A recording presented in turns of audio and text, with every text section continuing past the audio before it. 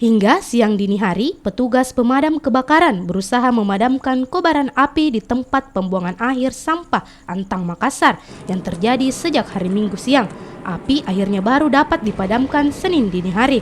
Diduga penyebab terbakarnya tumpukan sampah tersebut dilakukan oleh warga yang sengaja membakar tumpukan sampah di lokasi TPA.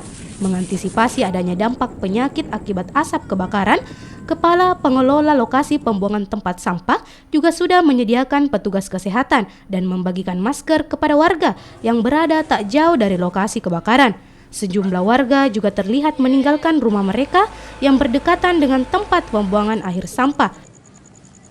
Tetap kami memakai ini karena tidak ada pembuangan lain di Kota Makassar ini selain TPA. Tetap dilaksanakan. Iya, tetapi kami mengalihkan ke tempat yang lebih aman untuk kendaraan itu. Ini tuh ada pembagian masker ini antisipasi untuk apa? Untuk masyarakat dan pengunjung yang masuk ke sini. Jadi mereka dibagikan dengan dinas kesehatan, kerjasama dengan dinas kesehatan melalui puskesmas Tamangapa.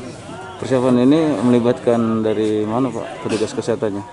Dari puskesmas Tamangapa dan puskesmas pembantu Tamangapa yang ditempatkan di TPA sini. Ada posko yang dibangun?